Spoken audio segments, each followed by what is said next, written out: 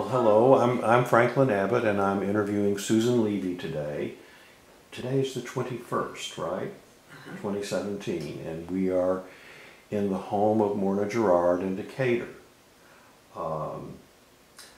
Usually what I do to begin is I ask you a little bit about your parents. Sure. Could you tell me a little bit about your dad, you know, sort of his name, when he would, what are his dates, a little bit about the family he came from and what he did. Sure. My father was Louis Levy, and he died in 1983 of prostatic cancer, and he was 61 years old. He was originally from Columbus, Ohio.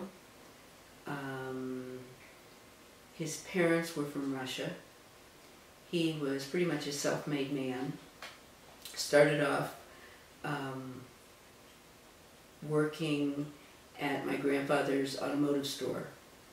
And by the time he died, I think there were over 200 stores that he had. Wow. What was his brand name? Nationwide Auto Parts. Okay, wow. Wow. So he's, you know, he took a little something that your grandfather had done and took it nationwide. Right. Wow, that's Right. really impressive.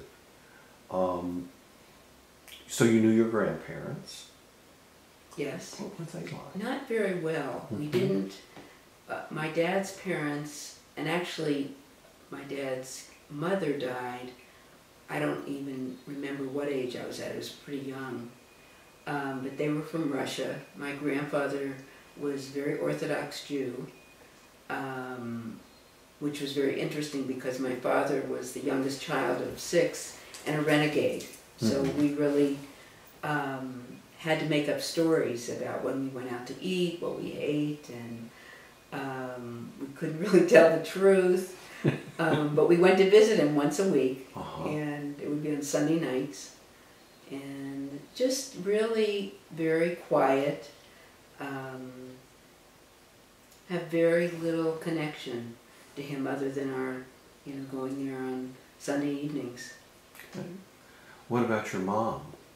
My mom is 91 years old, still playing golf, and very active and vital.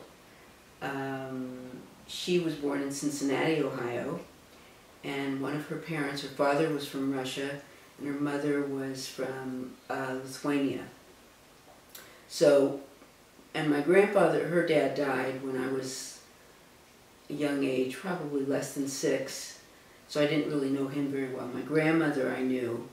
She died when I was about 17, and she spoke very little English. She mainly spoke Yiddish. So she had a long white ponytail, actually it was a braid, and just, we learned a little Yiddish, but so it wasn't a real, close connection. I feel connected to her. I have her ring on. That she told fortunes. She read cards and told people how their life was going to be. So it was very interesting. She, in her 70s, she hitchhiked. Just very unusual person. It was very, very unusual. What is your mother's name? Rosalie Levy. Rosalie Levy. Her maiden name was Rosalie Rabin. Okay.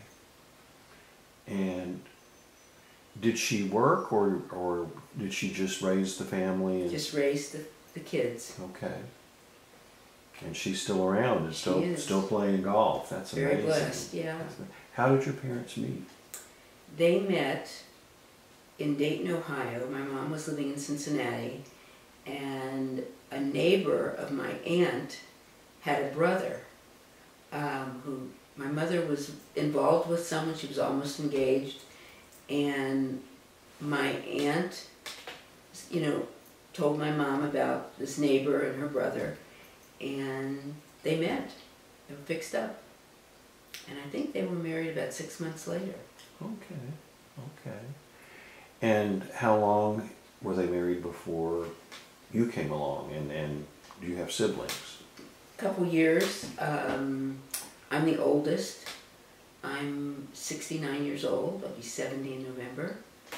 And like I said, about a year and a half after my mom got married. I have a brother 4 years younger than me, and then I have a brother 17 years younger than me. Wow. So you have a kid brother, for sure. Yes. He was born when I was a senior in high school. Wow, wow. So tell me a little bit about your family life and growing up and what that was like for you. Well, I grew up in Columbus, Ohio, in a community called Bexley, which was very much where a lot of the Jews lived in the city. That was in a certain period, around when I turned about 7 years old, we moved to that area of town. It was not a diverse area. It was primarily white. We lived less than a mile from the school.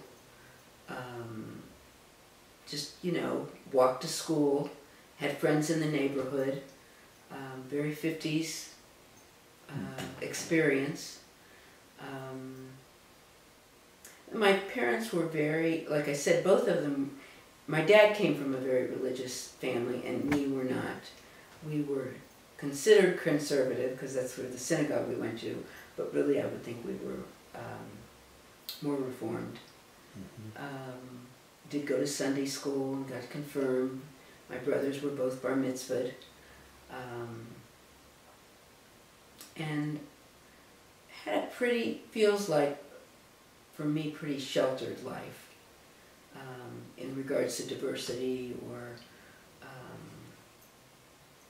I think in that way. Did you experience any prejudice being Jewish? Not when I was growing up. Okay. I think because of the neighborhood that we lived in. Okay. So when you finished high school, obviously you went to college, obvious to me. Tell me about your educational career. Okay, I went to the University of Cincinnati and graduated in 1969 and got a degree in elementary education. And what I did after my degree, I decided I wanted to go somewhere different. And I was going to move to Boston with a roommate that was going to graduate the next semester. And at that time, in the early 70s, there were no teaching jobs available because there were so many students that lived in the Boston area.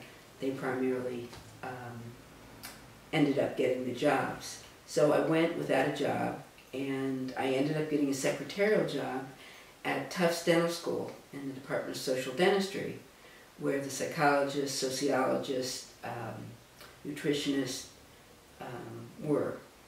So, and it was there that I would see people come for psychotherapy,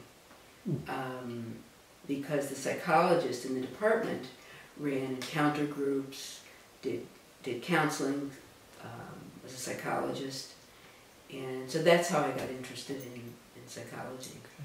I did leave after a couple of years, still couldn't find a teaching job, so I went back to Cincinnati, Ohio, and taught for about a year and a half. And then they let go all teachers who had taught for under 5 years because the city went bankrupt.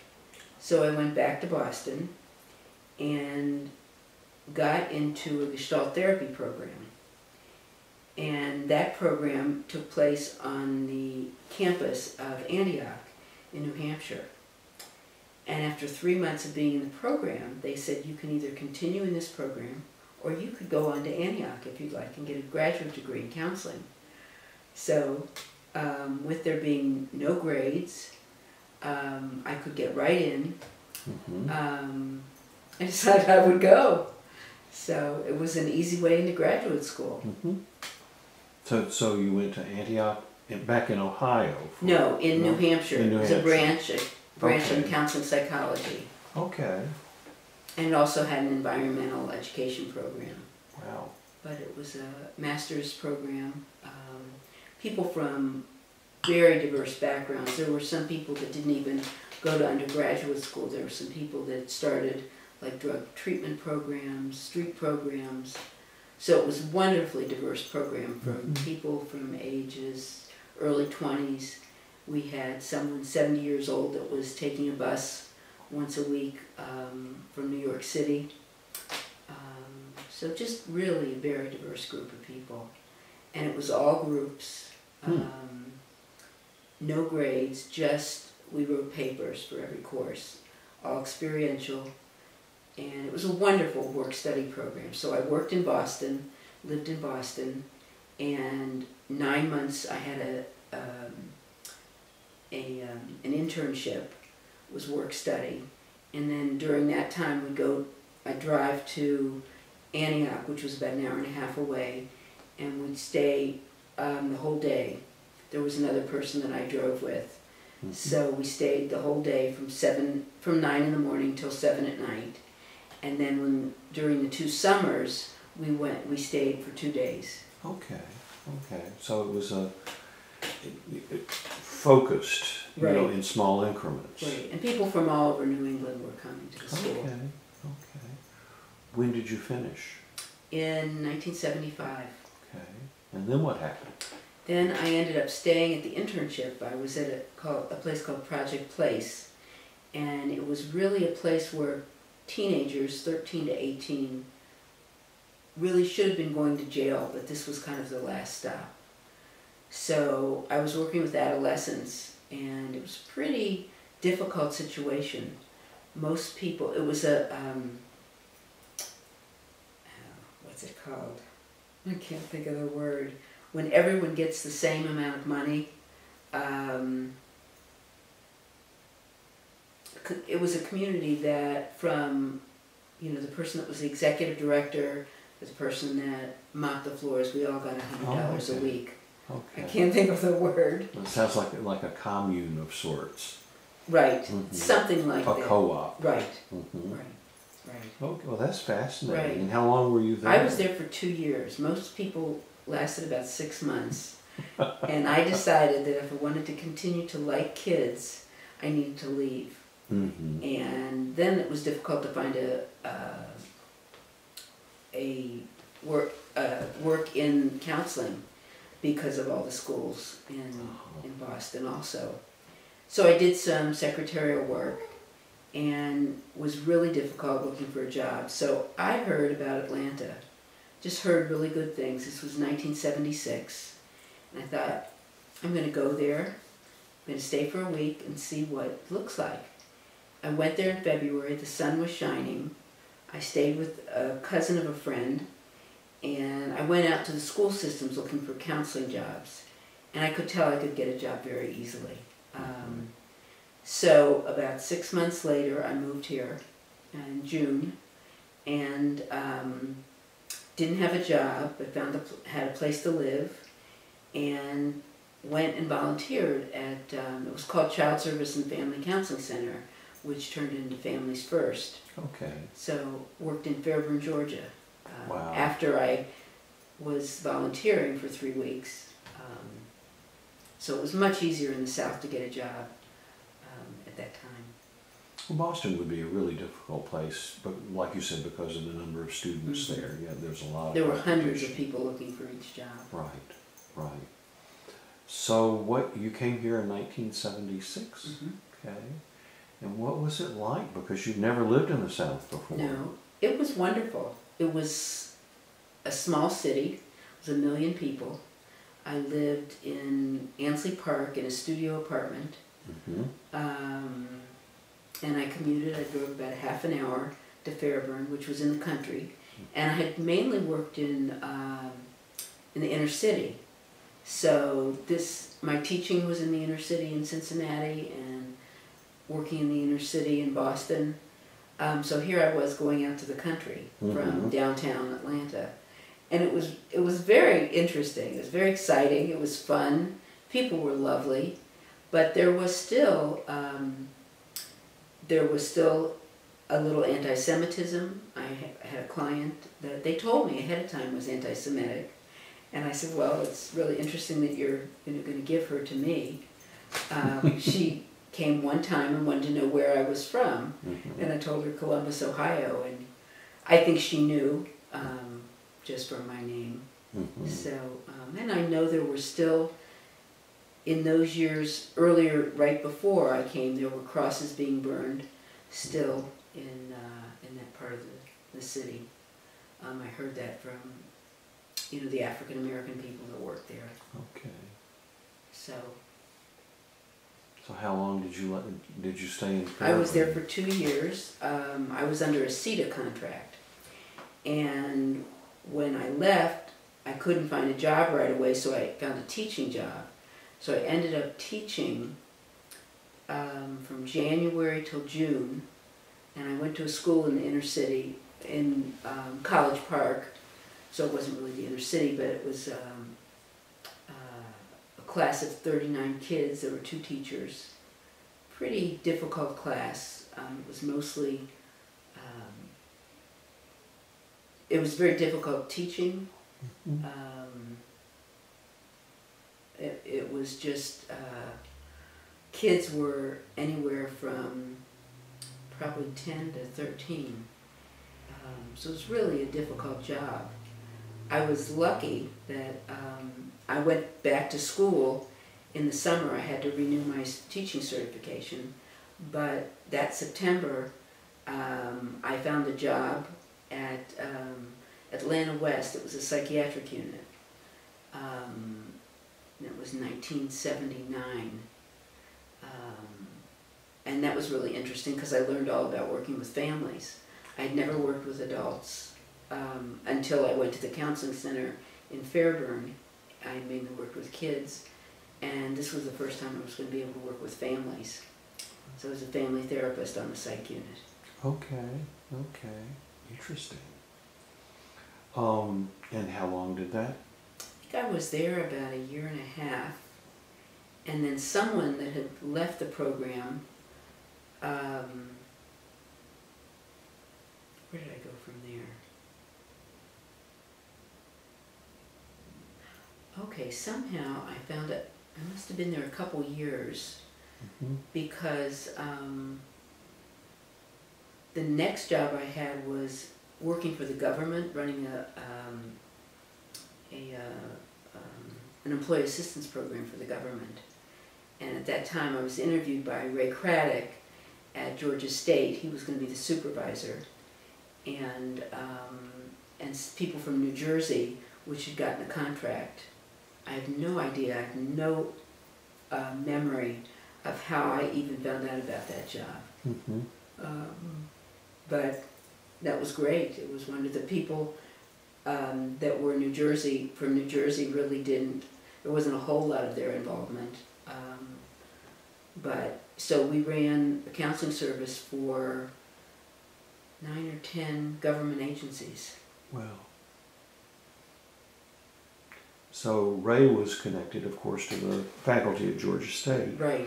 Is that kind of how you found your way into the therapy world in Atlanta? Actually, I found it a little earlier. So I was told when I came here from my therapist in Boston about Irma Shepard and Joan Fagan at Georgia State. So I remember hearing about them and ended up being in therapy at Pine River, and then got into the training program, the Gestalt and Bioenergetic training program. I think that was in '78, so that's how I got connected with Georgia State. And when did you start your private practice? 1982. Okay. Because I can't remember exactly when we met, but it was, I think you were in private practice, but it was in the early 80s. I would think so, yeah. It was in the early 80s. I think it was through Russ Brooker. Yes. Somehow. That you were his friend and I Right. was his friend. And, so what was the transition? Did you transition directly into private practice, or did you work a little bit and have a part-time practice? Well, at that time, my dad's company he opened up in 1980, he opened up some stores here. So I was able to work part-time in personnel for his company Okay. and do part-time private practice. Wow, that's a nice combination.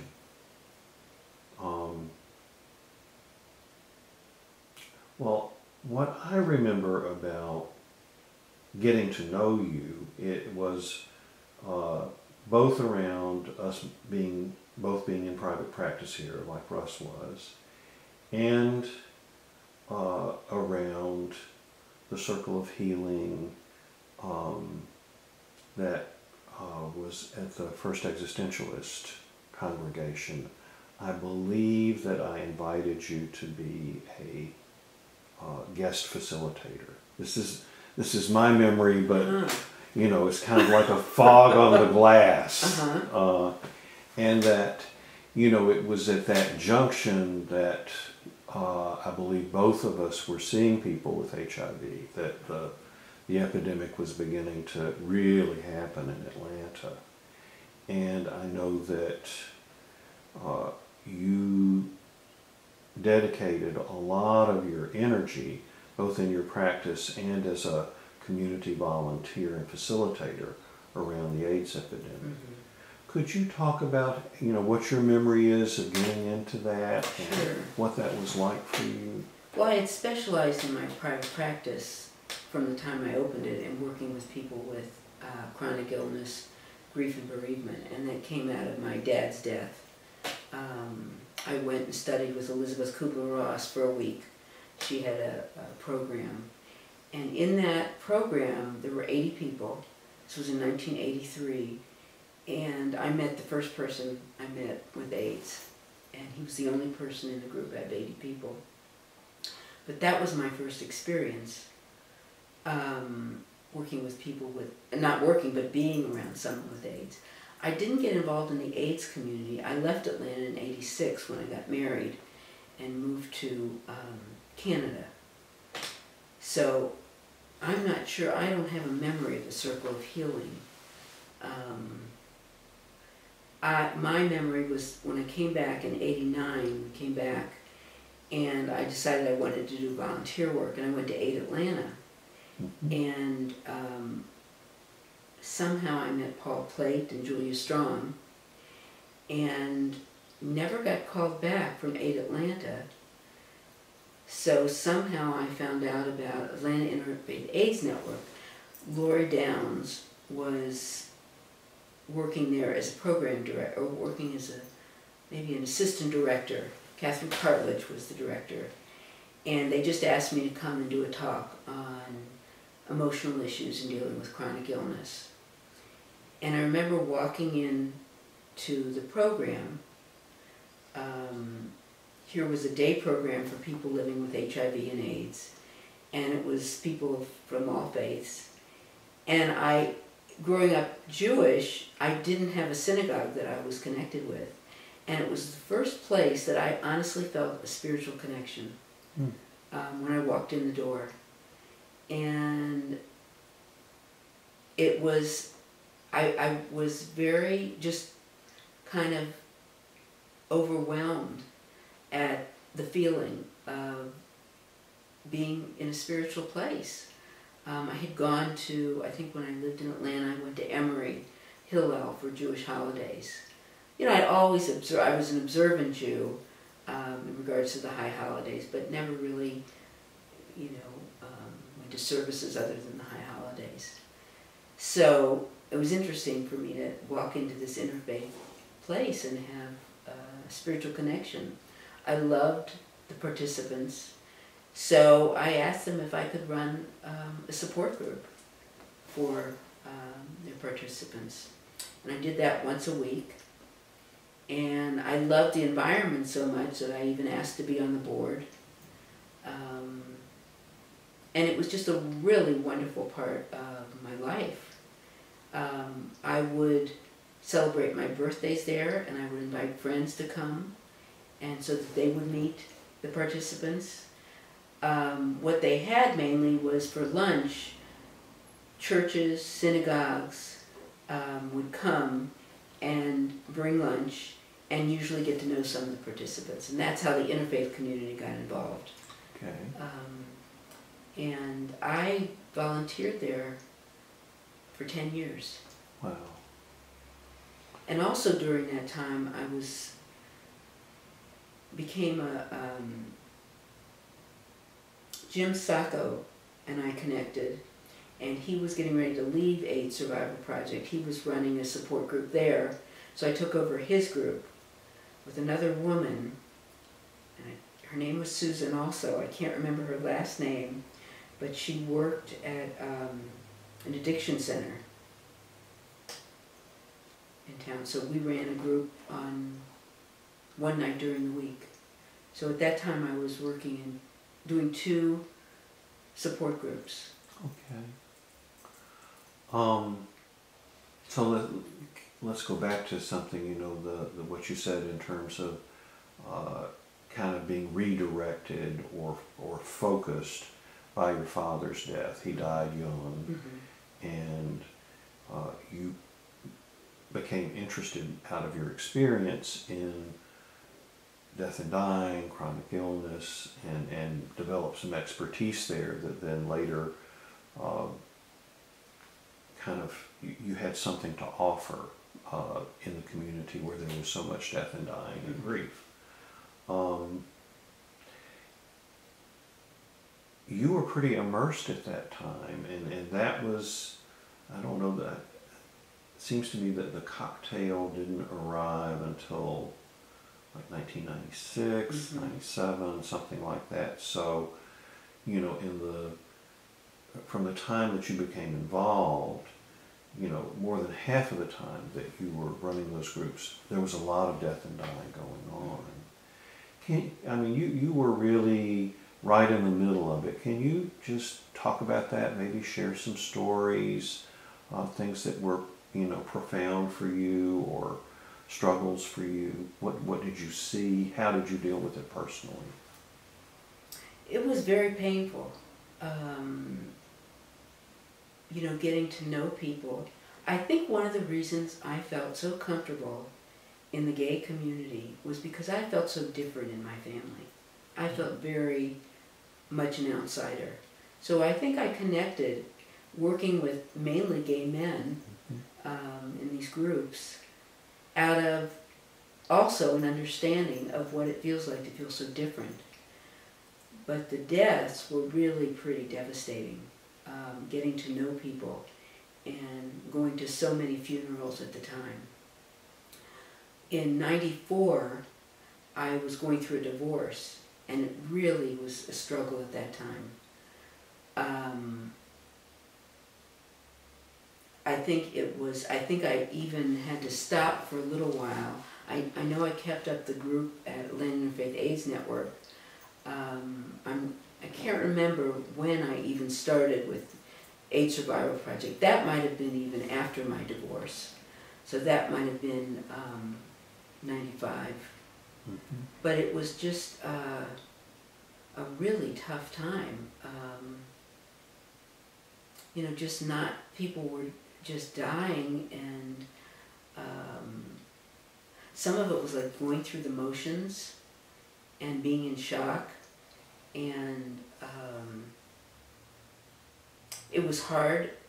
There weren't a lot of people to talk with about what was going on. Being in therapy was surely helpful, but I don't remember, other than the staffs, Mm-hmm. you know, of the people where I was doing the volunteer work. But it was pretty devastating.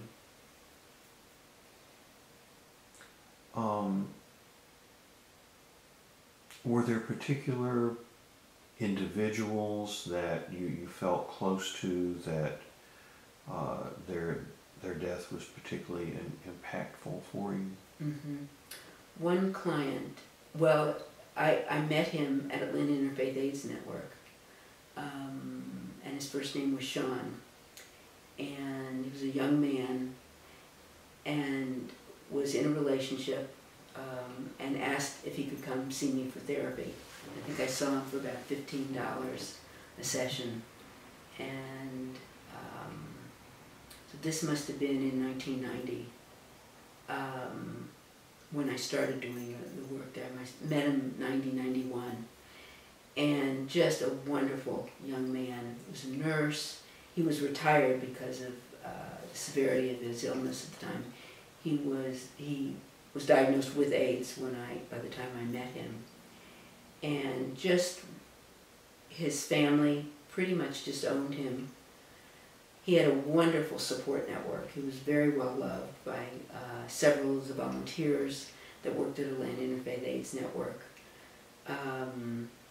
He died in 1994 and went to Jerusalem House and was very interesting. I was at his death, and he somehow orchestrated this to happen. That I think the week before his family had come just to basically take his car, say goodbye. They hadn't seen him during the whole experience. It was hard to even imagine how that had to feel. I was at a play, and I was getting ready. It was a Sunday night, and I was getting ready to go home, and it was downtown, and I thought, I'm going to stop by and see Sean before I go home. And it turned out that he was dying, and his partner was there, and he was able to get 2 other friends were there, and I don't remember how long we were there, but we really just held him. And I honestly felt like that was the first time God felt like God was in the room with us. I get the chills just thinking about it, and it was an amazing experience. I had been with a cousin of mine at his time of his death. I was outside the room. Mm-hmm. It wasn't someone that I was even really connected with. He was much younger, and but this was the first person that I was really connected with, and it was an amazing experience. It was very beautiful. It was very peaceful.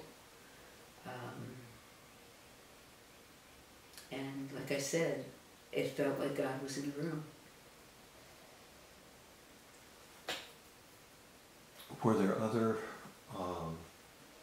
experiences like you had with Sean that were different but similar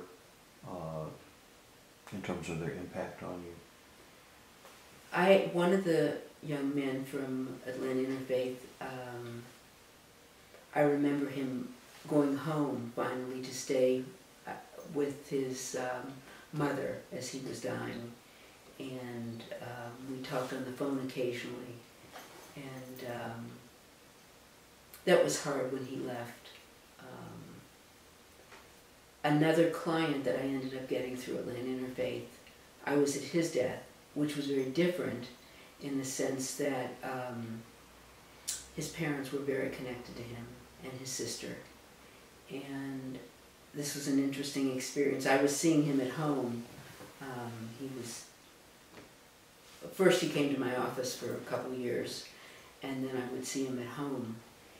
And it was the Jewish holiday of Yom Kippur, the holiest day of the year for Jews. And there was a new rabbi at the synagogue. I was at a synagogue that were mostly gay, started by gay and lesbians, but it was open to all walks, all people. I met a group of people when I was on a planning committee for AIDS in the Jewish community in 1994, and I ended up going to a synagogue, the synagogue that they belonged to. So during the evening, the rabbi said, "This is a holy place, but if you feel there are holier places to be at this time, you can be at those places." I got up and walked out and went to my clients, and that night he ended up dying with his family, his cat, both of his parents and his sister were there, and myself. Those were I think the most the most impactful experiences I had being at both of their bedsides. But in the course of your work, I'm sure you met probably hundreds mostly gay men who Mhm. were HIV positive, some of whom, made it through, and many of whom did not. Mhm. And you were a witness, and a companion, um, heavy on the heart. How did you take care of yourself?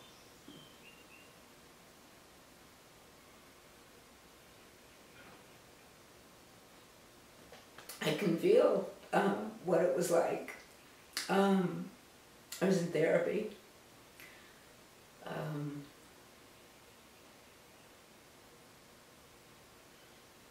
I think that was the most support that I got. But, or talking to fellow therapists that were working in the field. But it was a pretty painful time. Yes.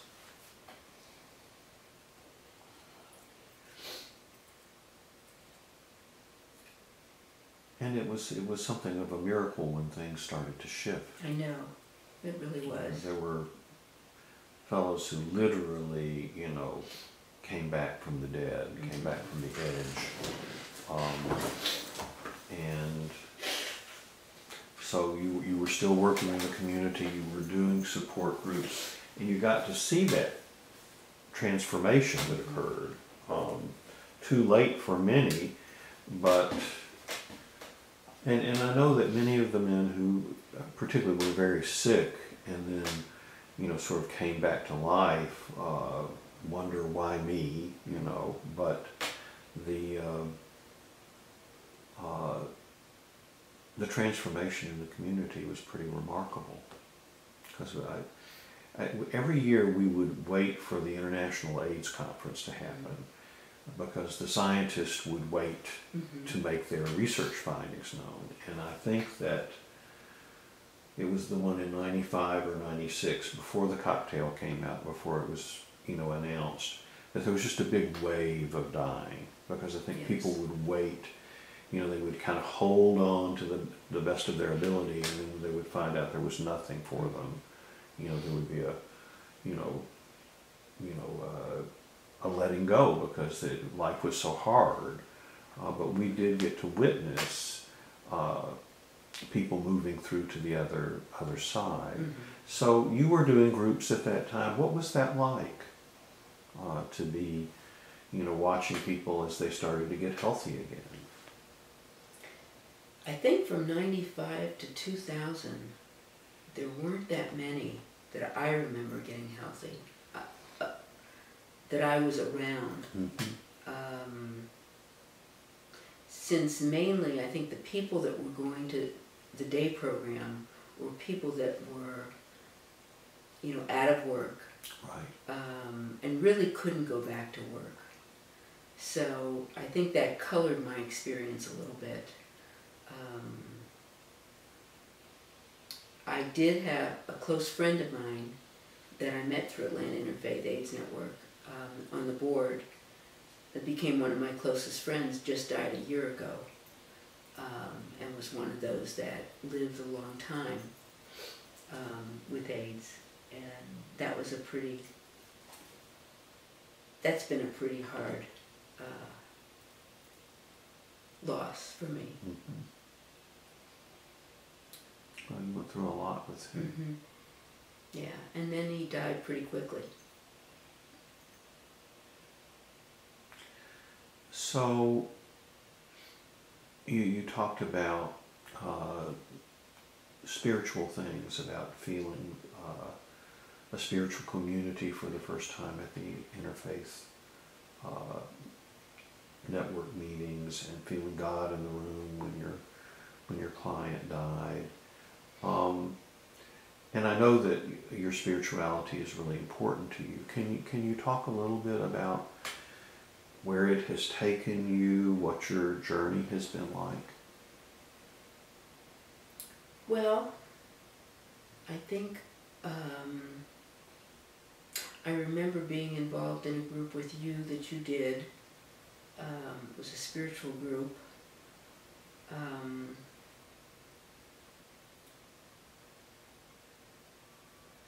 trying to think. I've continued.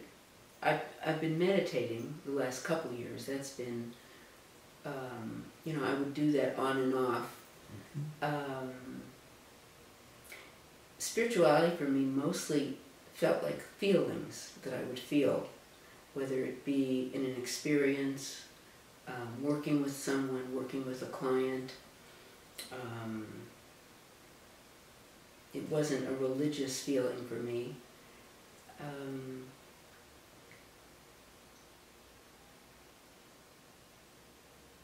Trying to think.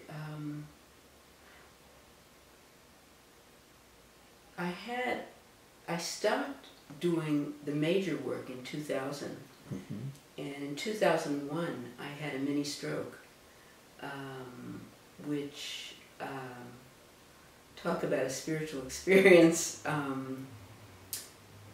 For 3 months they didn't know that I had a TIA, mini stroke, and they thought it was psychiatric. And I was in 2 psychiatric hospitals, which were the most frightening experiences I've ever had in my life. And I think I started questioning God in one end, and in the other end, I did a lot of praying. I would write down the holiest prayer, that the Shema, which was one of the holiest prayers in Judaism, and I would say that over and over again. I didn't know how I was going to get through it. And then the shock, it didn't feel psychiatric. None of my friends thought it was. People thought, there had to be some mistake. And 3 months later, I found out that it was a TIA. And I still was pretty traumatized, even though it took about 6 more months for my brain to heal. So I had to close my practice during that time. And it was a real shake-up in my system. I'm trying to think, spiritually, I think I've gone to workshops. I've connected it with my psychotherapy, with my meditation. That's pretty much how I've experienced it. It's interesting that, as a therapist, you were on the other side, during that 3-month period where you were misdiagnosed. Can you talk a little bit more about that and what your experience was and what was so frightening for you about it?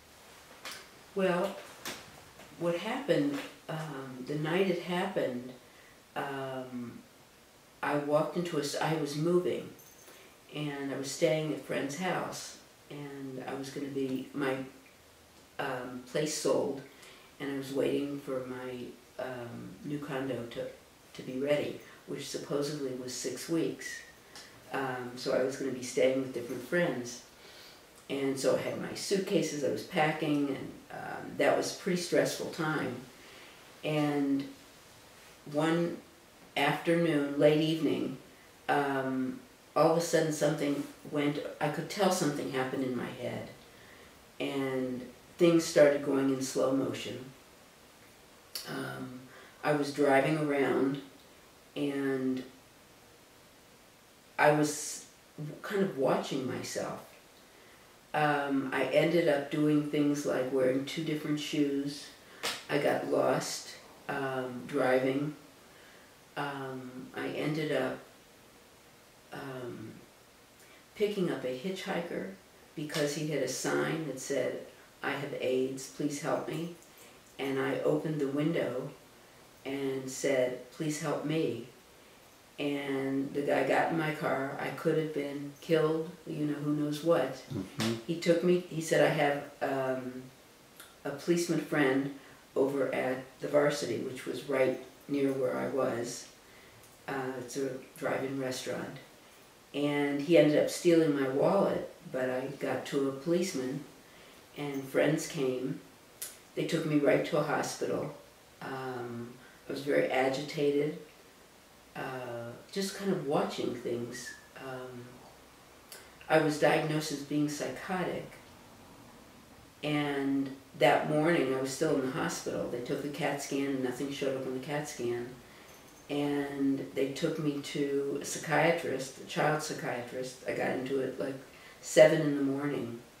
And I sat there with 2 of my friends talking to the psychiatrist, and I would say things that I knew weren't right. I talked some about my father, saying that he had molested me, and that really never happened. And I was wondering, where was this coming from? So they took me to a psychiatric hospital, and one of the doctors said, well, are you suicidal? And jokingly I said, oh, sure. Well, you don't say that. And I got into the psychiatric unit. I was furious. I got shot up with Haldol, Depakote, and Risperdal, and basically could barely move. When I kind of came out of it, I was just like dazed, pretty much. I wasn't psychotic. Friends came to visit me, and I was released after a few days, 3 or 4 days. But I was really disoriented. I went to stay at a different friend's house, and I'd do things like walk in the closet and not know what to do. I went to my practice one day, and I thought, I don't think I can do this.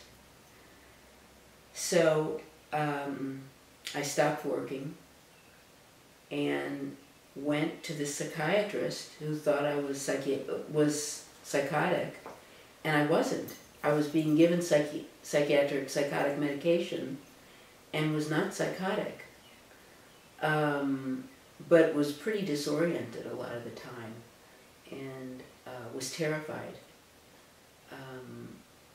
They did take me off a couple of the medications because I got sick from them.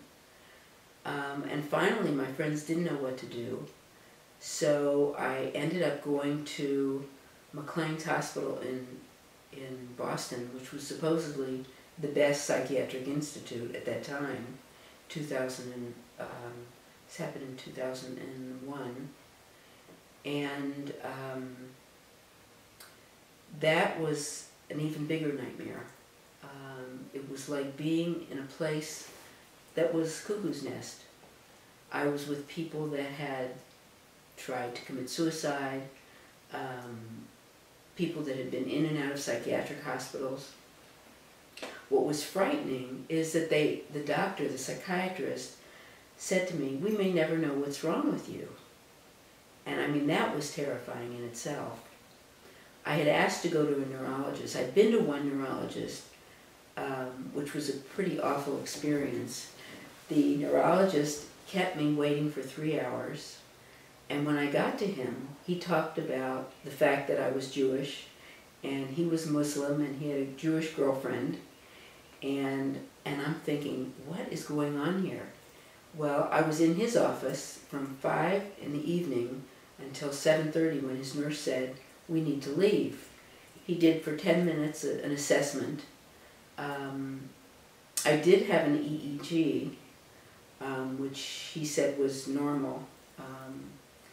And after that was when I ended up going to the psychiatric unit in Boston. I think I'm jumping around a little bit. But, so I asked for another neurologist when I got there, and basically on the 8th day I was there, which was the last day, I got to a neurologist. I went in, she looked at my scan, my MRI, where they had said that it showed nothing, and said, you've had a TIA. These spots that I'm looking at can also be identified by some people as aging spots, but no one becomes psychotic at 53, their first psychotic experience. And your brain will take about 6 months to heal. Well, I just burst out crying. She also listened to my history, went over my history. So she said, I'd like you to stay in Boston for another couple weeks. And one of my friends, I was able to stay with him and his family. They took care of me, brought me to see her twice during that time. she said, you're still going to have, like I said, another, let's see, this was July,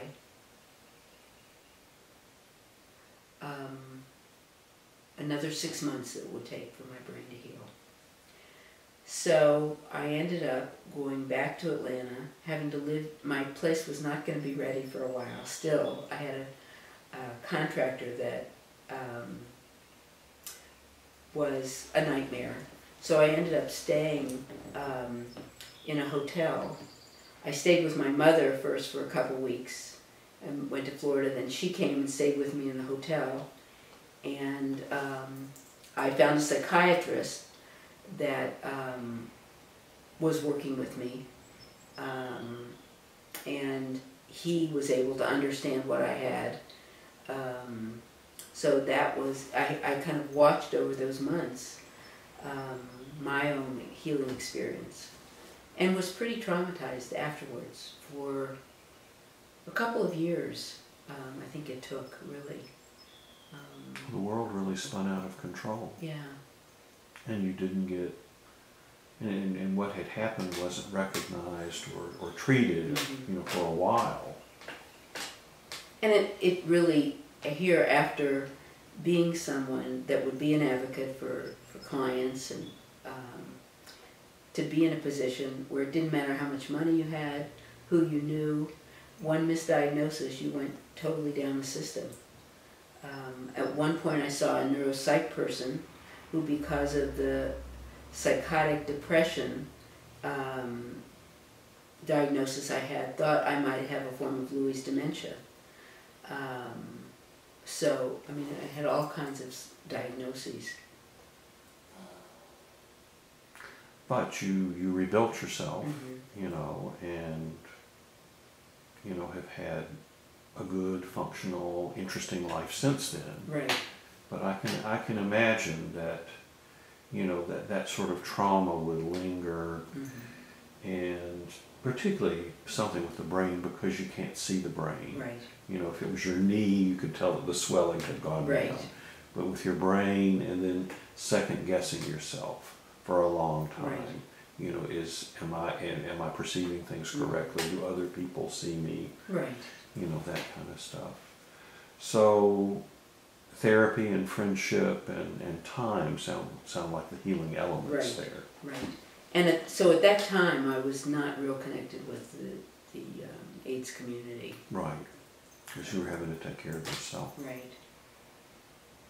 How did you get back in? What kinds of things happened that encouraged you to, you know, kind of restart your life? Well, I was able to restart my practice again after 6 months. And I decided, I had heard about Positive Impact. So I think I saw some clients through them. I volunteered. I went and did a couple talks on emotional issues and dealing with HIV and AIDS. Just got involved in that way.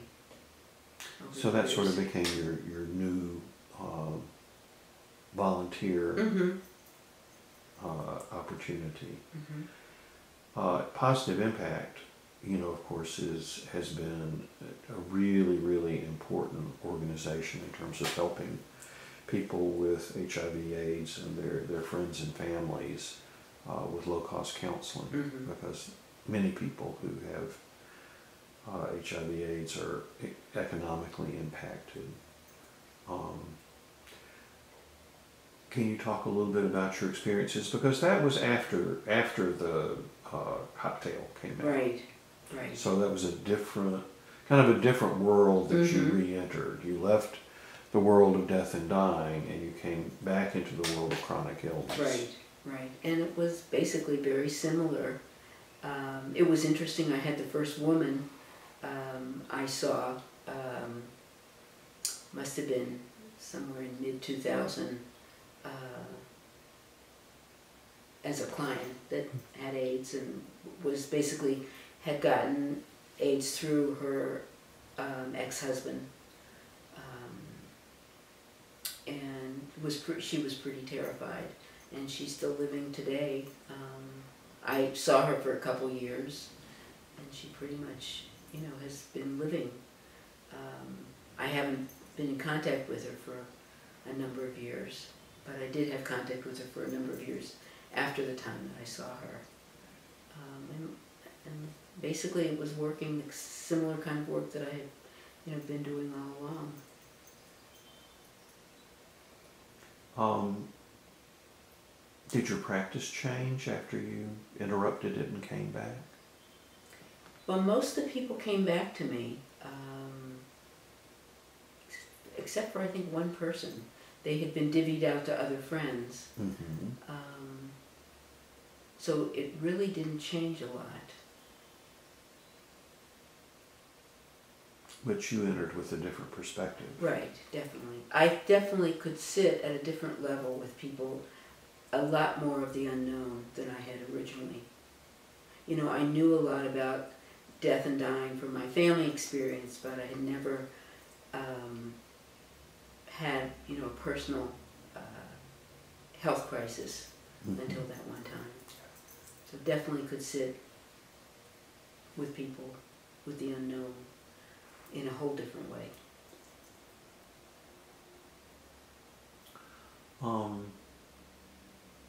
Are you still connected with Positive Impact or any AIDS organization at this point?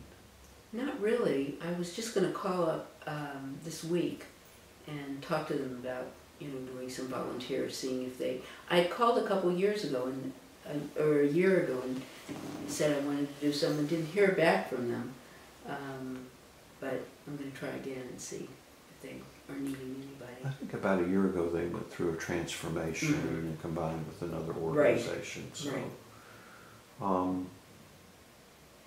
I've had connections with Paul Plate over the years. And he retired about a year ago. Right, but he's back. Oh, is he? Apparently he's still working there. Okay, yeah. That doesn't surprise me. Uh-huh. That doesn't surprise me. So, what has your life been like? You've continued to be a psychotherapist in private practice. You continue to be involved in community things. Can you talk a little bit about your life in the past few years up to now?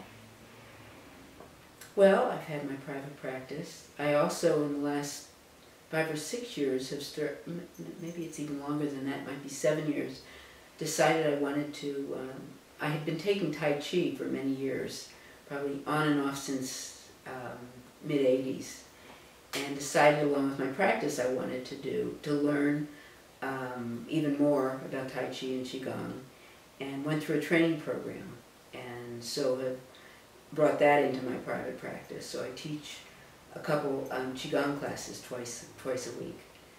My practice is very small right now. I think since the recession in 2008, and I'm not on panels, it's gotten very small. So I'm even trying to figure out what to do right now, especially since I'm going to turn 70. I still enjoy working, but I'm not ready to go back on insurance panels. Right. I have, wonderful friends. I still belong to the synagogue that I'm connected with. And that's Bet Havarim. Bet Havarim. It's been wonderful, wonderful spiritual place. And I have gone to, like I said, I have a more formal meditation practice.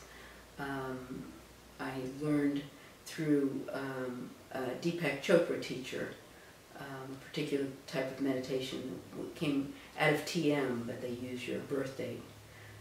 So I've been practicing that, and that's another way for me to take care of myself. But really, went through a breakup of a long-term relationship, a 12-year relationship, a few years ago, and that was difficult.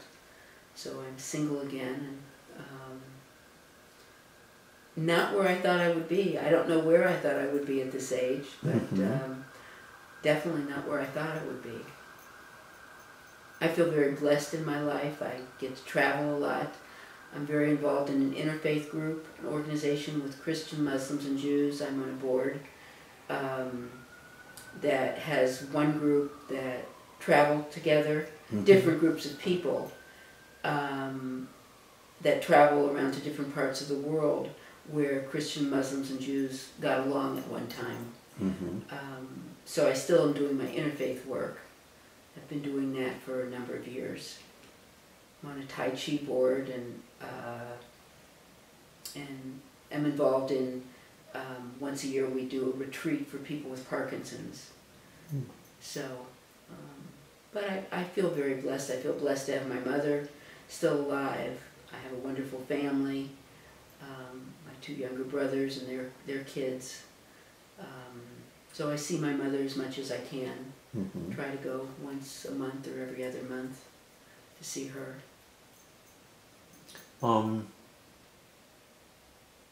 Tell me a little bit about the interfaith group that you're a part of now, that you travel with. Well, there are people mainly from Atlanta that go on these trips. We've been to like Jerusalem, Turkey, Spain, Jordan, and what we do is we have called dance partners, and we have a dance card, and every day that we are on a trip, we will sit with someone of another faith. So for me it'll be either a Christian or a Muslim person, and get to know that person. We also have different roommates, men with men, women with women, but of a different faith. So we're learning all about them, and basically we're all similar. We all have the same issues. We all believe in a God. So you're really learning more about the similarities than the differences. Okay. And it's just a wonderful way of meeting new people and having a diverse group of friends, connecting in a whole different way. And traveling together. That's a bonding experience for sure. Very much so. You were just in India. Did you go with that group? Or? No, I've been lucky to find groups. This one was through someone that was one of the early founders of the Chopra Center. And he had been leading, turned out to be his last group that he's going to be leading, to India. Does a spiritual tour of southern India. So there were 10 people, 9 women and 1 other man, which was one of the husbands of one of the people in the group. And we're going on a tour of southern India, a spiritual tour. So we went to 6 or 7 cities. We went to a lot of Hindu temples. We're involved in a lot of ceremonies. And it was just fabulous. We stayed we went to a couple ashrams. We didn't stay at the ashrams, but we went through them and learned about the spiritual leaders from the 50s that founded these ashrams. We went to a town in one of the cities that was a communal town that formed around people from 115 countries, that there was no religion, and just that they meditated together. And it was basically a very spiritual experience just going there and, seeing people meditate together, having this whole town involved. And we went to a Ayurvedic spa, and it was just a wonderful, wonderful experience. And I've never been to a place where from all levels of, to see the most poverty that I've ever seen anywhere, but to see people that were so accepting and loving, the most loving people that I've ever seen in the world. And very accepting, very thrilled that Americans were there. It was just a really wonderful experience. It's still impacting me, and I just was there in July and August. I think that some of my experience in travel. No, I wasn't there in July, August. It was January, February. Oh, well, good. July and August would be awfully hot. No, it was hot, but it was. I think because it was winter here, I was thinking.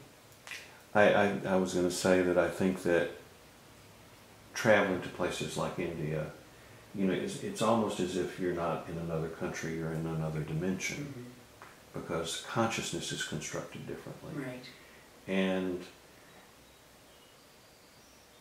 I don't think that many people go there as tourists, because it's not an easy tourist destination. Right. And that if you go there as a traveler, as a sojourner, you're very, very impacted.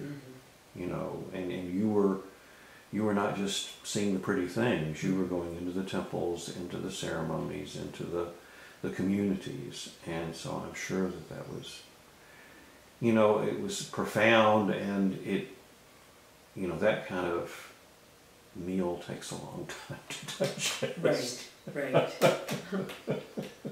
I'm And still it changes. digesting. Yeah. Yes. Yeah, it's sort of like you don't get to come back to where you were before. You know, you've gone somewhere else and you've had a transformational experience, and you come back, but you're not the you were when you left, and you're becoming, you know, a new person, a different person in the world that you live in. Talk to me some about Qigong. You said that was an interest that came to you out of Tai Chi, but now you're teaching it. What is it, and what do you teach? Well, Qigong is working your energy. Qi is energy and Gong is work. And you're working the energy in the body, and it operates through the Chinese medical system of meridians. There are meridians in the arms and the legs, and the idea is to get the energy moving. When we have any kind of emotional blocks, physical blocks, there are accidents, it causes a block in our system. So to get everything moving, you need to keep moving. Tai Chi is more of a meditation and movement. Tai Chi, you move more around the room. They're both spiritual practices, but Qigong is, more people can do. You can do it lying down, you can do it sitting up. So a lot of people can do it. It involves, as I said, working the energy, and beside that, it creates a calmness, kind of an inner peace while you're doing it, similar to meditation. So you're opening up your blockages. Right, channels. And then what do you do with your energy once the energy is open and balanced? How can you direct it outside yourself? Well, I think one of the things between that and my meditation practice have helped me kind of not react as much, to kind of sit back and not have as much of a reaction. I can't think of, if something happens, I think I digest things differently. But it helps you kind of sit back and watch also. So the capacity to kind of observe without being immediately affected is enhanced. Yeah, immediately reacting. Right.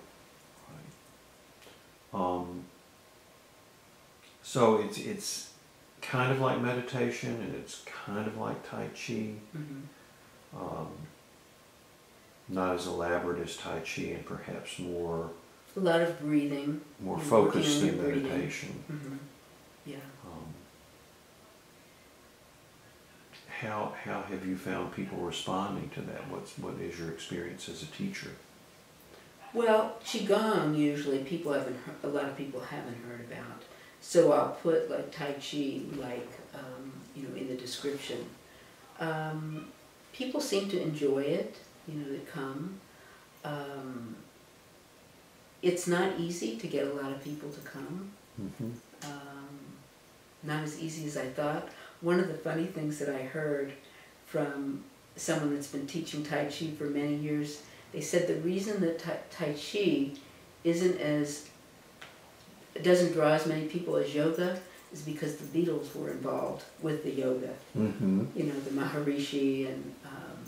That's true. So I thought that, I don't know if he made that up or if that, I don't know if that's really true or not. Well, I think it it's certainly been more popularized. Mm-hmm. Right. And maybe the Beatles were the beginning of Yeah. that. And it's very similar benefits to yoga. Mm-hmm.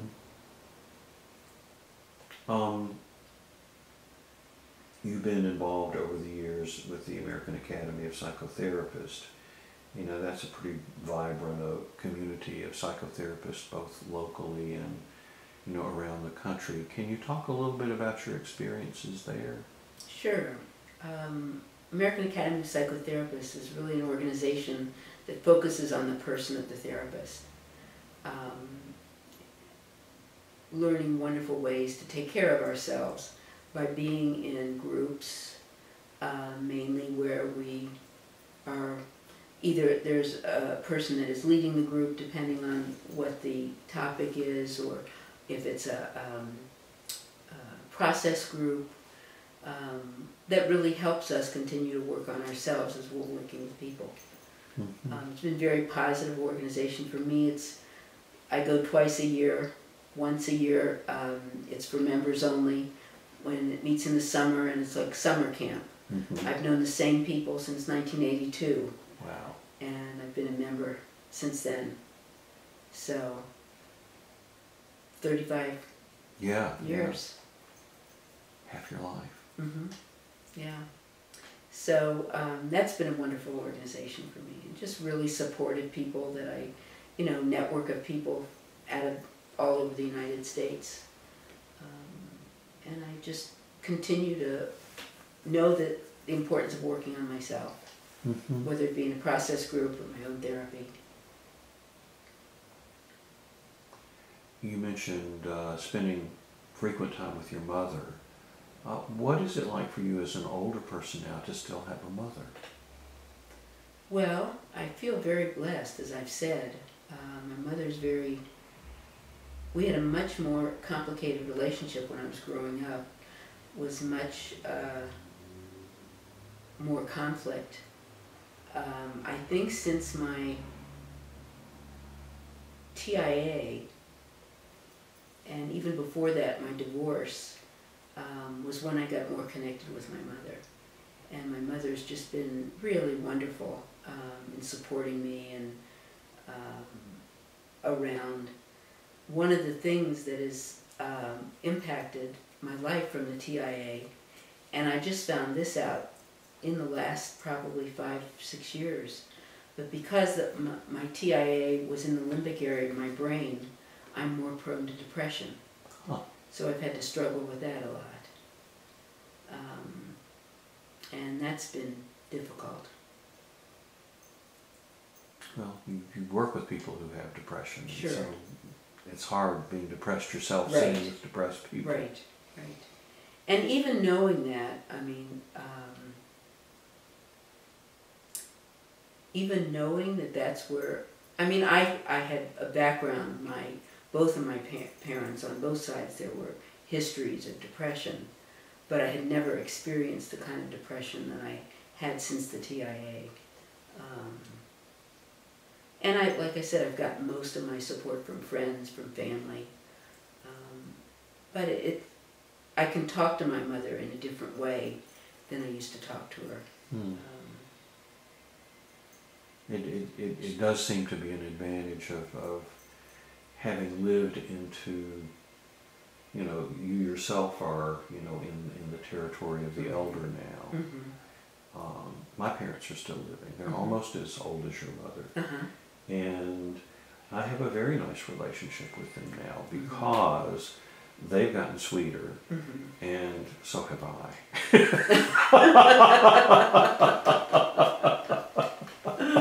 That's great. Yeah. Well, I definitely feel more accepting, Uh-huh. and I think my mom even can say she feels better in some ways, more okay than she's ever felt. She's just, I will watch her and she'll be watching TV programs and get hysterical and just takes life, looks at life in a whole different way. Mm-hmm. It's amazing to me. She said she's more content than she's ever been. Wow. Wow. And she gets to get out there and play golf. Right. People think we're sisters. I mean, she's very full of life. A real character. Yes, yes. I think that, you know, living to be 90, you get to develop your character. Right, right. Definitely. And nobody expects you to be anything other than your character at that point. Right, right. The peer group pressure is off. And I feel like I was really lucky and blessed to get a lot of the good parts of both of my parents. Mm-hmm. My parents were tough in many ways on me, being the oldest and the only female. And that's why there was definitely a lot of conflict, you know, growing up. But I feel blessed in getting a lot of the good strengths from them also. Mm-hmm. Well, your dad obviously was a remarkable entrepreneur in terms of being able to grow a business that big. Now that I missed out on. I have two brothers that are, you know, very successful in business. Mm-hmm. I'm not sure, you know, they learned something. I don't know if it was genetic or what. As therapists, a lot of us don't have that business mentality. Right. And we don't get any training in it. Right. Nobody sits us down and say, you know, you're going to have to have a business plan. Right. If you expect to generate X amount of income, no, it's almost as if that's profane in some way, that we're too good to talk about that. Well, you got to see him in action, though. I mean, obviously, this business developed as you grew up. So you got to see what was going on there. You know, it obviously didn't affect you in the same way it affected your brothers. But what I did learn from him a lot was about networking, and watched him, especially when he was ill. He never went to therapy, but he got involved with a lot of different people. He went all over the world for different treatments, non-traditional treatments. And developed a support system. So I think that's where I got connected with support groups and support systems, and really learned a lot from that experience. How long was he ill before he died? About 7 years. Okay, so and he really lived a very full life up until 3 weeks before he died. Wow, wow. So he didn't take his diagnosis sitting down, so to speak.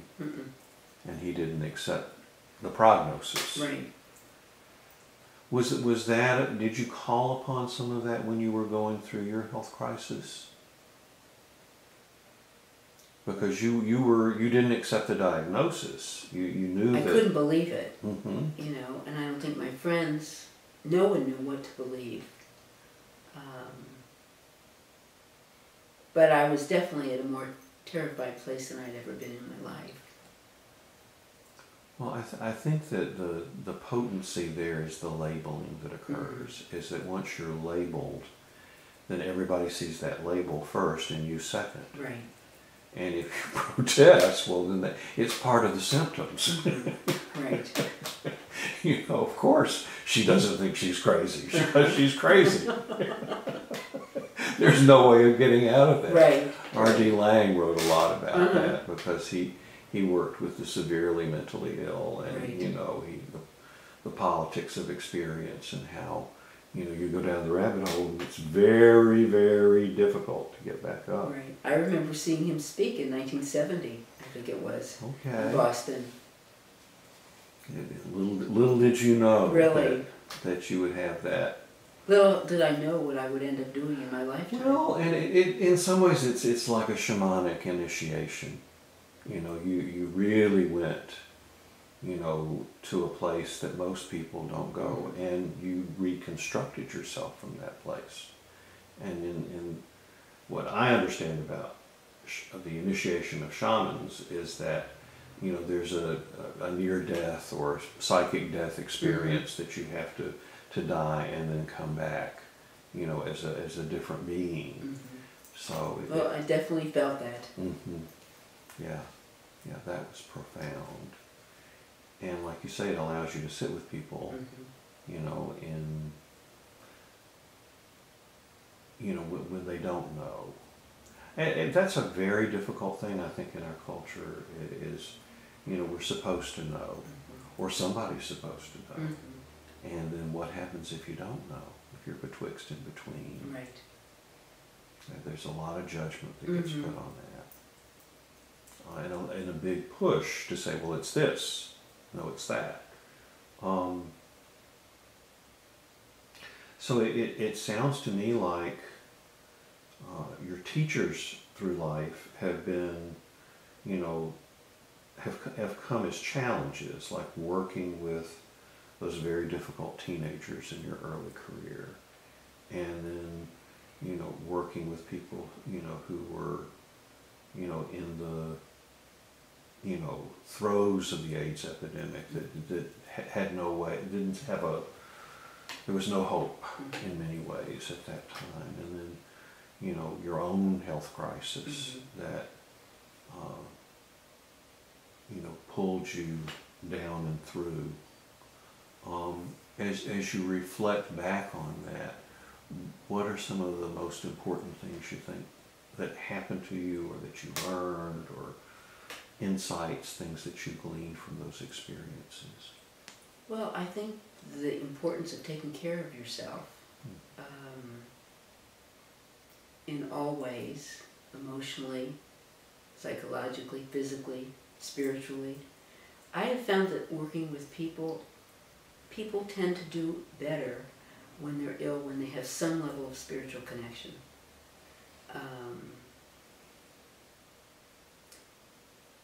I've learned the importance of good friends, the importance of family. I felt blessed in being able to do the work that I've been able to do, loving it. I can't imagine doing work and not loving. Mm-hmm. So I feel like I've just been given, you know, many gifts from challenges. Mm-hmm. Mm-hmm. And how do you view life? You're moving towards 70 soon. What is your outlook from here? Well, I think I'm taking one day at a time. Okay. I'm not sure how life is going to unfold.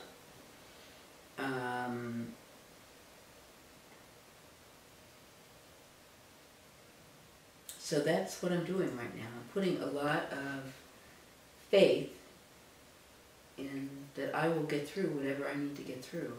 Mm-hmm. I think I learned that.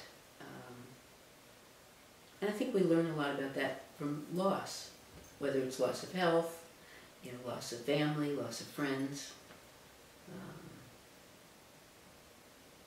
We learn that we can get through. Mm-hmm. You know, are there things that you see yourself doing or moving towards that you haven't done before? I'm not sure. Right now it feels like a real place that, I don't know, I feel a little like the unknown that I'm sitting with. There's a little anxiety, but I don't know what the future looks like. You know, I'd like to maintain my practice for a while. I want to continue teaching Qigong, possibly Tai Chi. You know, I'll always do volunteer work. I can't imagine not. I love the interfaith work. I don't know. I love traveling. I plan to continue to do that as long as I can. I like adventures. Pretty adventurous person. Well, and if you've got, well, you do have your mother's genes. If you have her luck, you know, you'll be, you know, healthy and vital for, you know, several decades to come.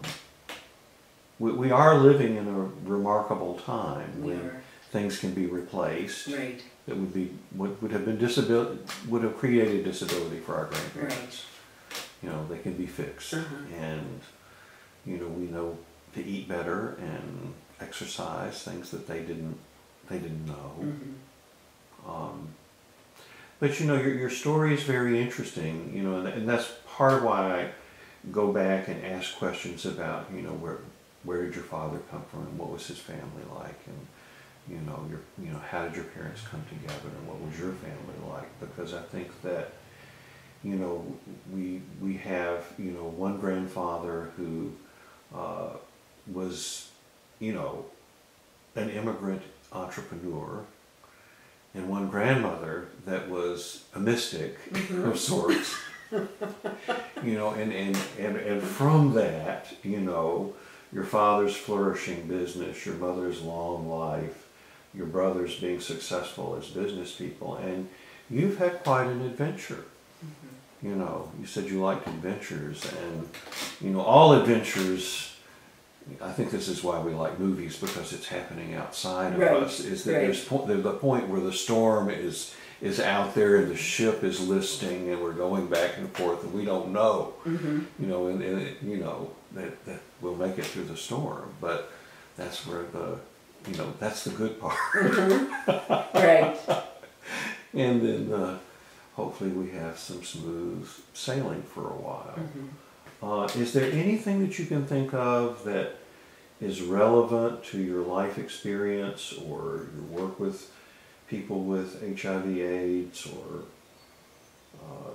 you know, what you're doing currently that we haven't talked about that you'd like to reflect on?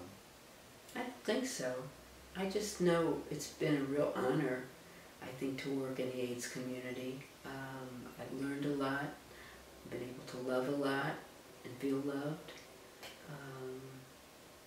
feel supported,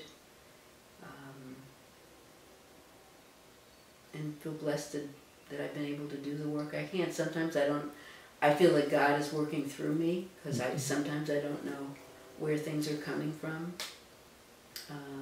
how I am able to be in the presence of, you know, certain levels of pain. You know, I know that when you use the word God, you know, that there is you know, it's not, you know, the old man with the white beard. Right. Can you say a little bit more about it, or is it something that's just hard to put into words? It's pretty hard to put into words. It's like a connection that I feel inside. When I'm not sure where certain things are coming from, you know, it feels like God may be speaking through me, or I feel that connection with me. I'm not going through this alone. Okay. And that's something that really opened for you when you started doing your AIDS work. Definitely. That was the sort of, maybe not the beginning of your spiritual journey, because certainly if you were, you know, going to Antioch and in Gestalt groups and all of that, you know, you were exposed to many, many things. But the felt connection, the felt connection, you know, was there. Well, part of why I wanted to talk with you is that, you know, there's been a lot of documentation of the experience that people who have had AIDS or are living with AIDS have had, but not so much about for the people who were the caregivers. You know, the counselors and psychotherapists and physicians and nurses that, you know, were there, and the community people who ran the organizations. And I just think those stories are really important stories to have, that you don't get the whole picture unless you talk to the people who were, you know, we didn't have AIDS. It wasn't in our body, but it was certainly a soul-felt experience, and continues to be. Sure. Continues to be. I agree. So, you know, if you think of folks that, and you see how difficult this is, you know, I've got 3 questions and I'll just keep asking. That if this interests you to do with other people, you know, the archivists are so easy to work with, and they're so appreciative. You know, they collect at Georgia State, now at Emory they collect the stories and artifacts of famous people. That's what they want.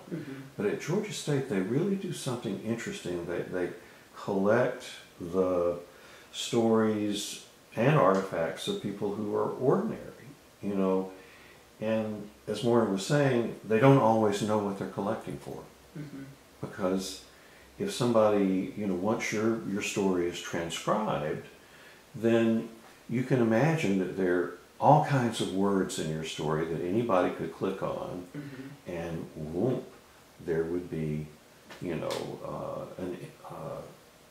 an anecdote that you're sharing about your own life experience. So, you know, if this is something that you think you would find interesting, I'm sure that they always welcome volunteers. And I always think of these oral histories as initiations. You know, I'm not sure what you're talking about volunteering. well, if you'd like to do oral histories, if there are people in your life whose stories that you would like to Oh, I see. Okay. sit on this side. Sure. Because I think that we are, you know, those of us who've been in our business for a while, we're gifted interviewers, you know, and I think it makes for a more interesting story. So I'm trying to get other people to do it because there's only one me and I can only do. I see. Oh, I see what you mean. Gotcha. Yeah, that if you think about the people that you know and their stories and who would be significant and you like to talk to them. Okay. It's easy. Okay. It's easy for you. It's easy for me. Maybe not easy for everybody, but we've been sitting with people and asking questions for a long time now. Yes. Well, if there's nothing you'd like to add, I can say thank you for sharing. The other thing that I get out of this personally is that most of my friends I know in pieces. You know, I know a little bit about this and I know a little bit about that. I knew pieces of your story. But I didn't know how your story, you know, from whence you came and how you got there and how you've come around to the present. So I really appreciate that. Sure, thank you. Yes. Well, thank you for sharing. You shared very courageously, you know, and I really appreciate that.